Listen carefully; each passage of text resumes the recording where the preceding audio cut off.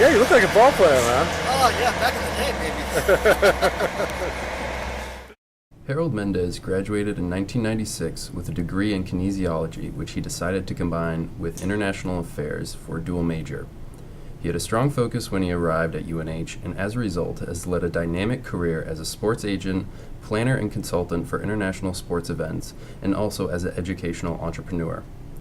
Currently, he has been focusing his energy on the social justice aspects of life in the Dominican Republic and the sports factories in the DR, and what he can do to make a difference. Interested in doing, which is working with Latin American athletes. I'd like to go to law school. I'd like to be involved in sports. And then he just throws out, "Oh, so you want to be a sports agent?"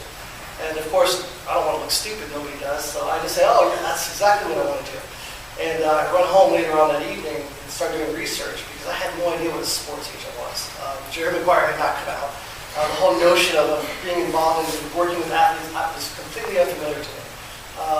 But when I started reading about what the sports agents did, it really made a lot of sense to me. It really clicked. You know, an opportunity to work with Latin American athletes because that was my interest, an opportunity to stay involved in sports because obviously my playing years were pretty much over with, and an opportunity to kind of bring the whole sports, the whole law thing into my interest.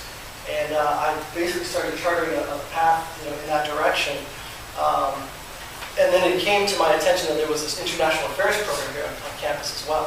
And it really, I'd always had that interest in international aspects of whatever it was that I was going to do.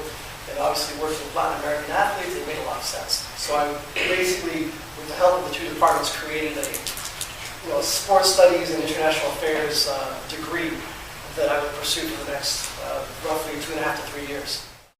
After my time here, I went through law school and I started representing Latin American athletes, basketball players, baseball players, negotiating contracts, negotiating marketing deals. But also in the back of my mind, there was always that component of education for me. I was fortunate that while I played sports, and I played sports here at UNH, I played baseball, education was still the driving force behind much of what I did. So that actually transcended into my work with athletes.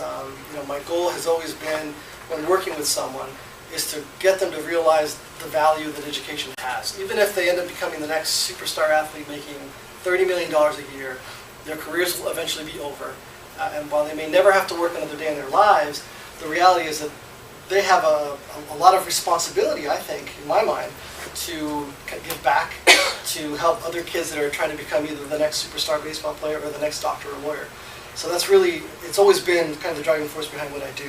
This kind of came about, really the seed of this was planted when I was sitting in here at the seat. I started throwing around this idea of maybe one day creating an institution that, rather than just focusing on sports, would kind of tie both sports and education. Because education has always been at the back of what I've been trying to do. And, it was really pretty much a seedling. It wasn't anything, it was somewhat fleshed out. I created a business plan. I didn't know what it was going to look like. Because one of my majors here, the other major, the IA major, I kind of did a little more research on what I wanted to do. But it wasn't until 4 years ago. I was sitting down with a good colleague, a good friend of mine, and we had both done a lot of work with the DR. Myself as a sports agent, and he more on the educational side. And we sat down, we kind of fleshed it out, we put together a much more thorough business plan, and we decided that we would build the equivalent of a high school here in the U.S., in the Dominican Republic, which would literally take a 14 or 15-year-old kid and put them through 4 years of rigorous educational training, but also have a component of sports, in this case baseball, so that by the time this individual went through the 4 year academy, they would be in a position, unlike most of the kids in the Dominican Republic, to actually possibly accept scholarships to play sports in the U.S.